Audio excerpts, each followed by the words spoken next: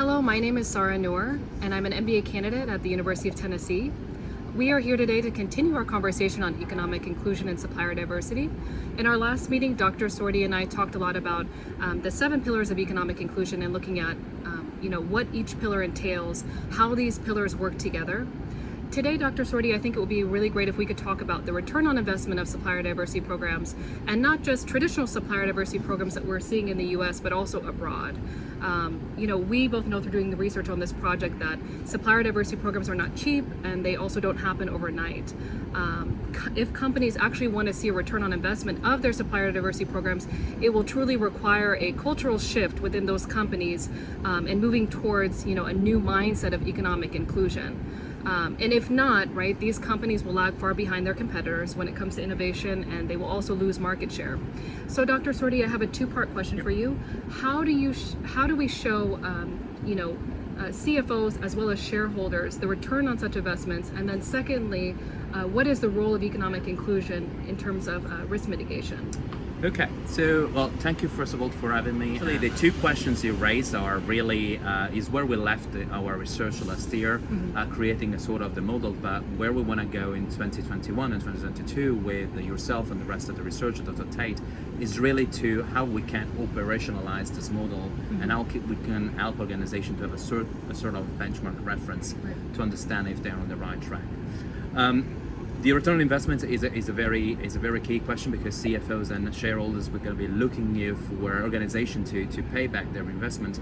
And really, as 2 components, while the cost components is very easy to identify, the saving components might be more challenging, especially when it comes to what we call the induced savings, which are like job creations that really drive the social impact. We need to really identify the model that we develop, really try to identify who is the group of stakeholders we really impact, how we impact them, what the financial proxy, like the average income that we can measure, and we can put a dollar behind those impact.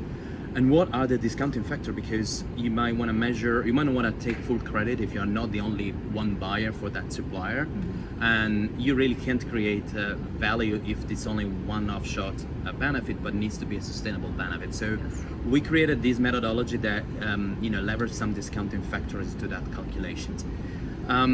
Obviously, doing such measurement in the US, it's much easier because there's a lot more visibility, there's a lot more resources and access to information.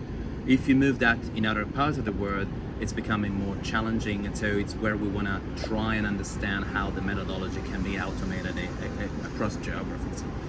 To your second part of the questions about risk, it's very much depend on which geography you're implementing supply diversity. You really want to, there's the way we measure supply diversity impact in geographies very much depend on how easy is to implement such a programs in those countries, based on their infrastructure, their political system, their competency framework, and their economic situations.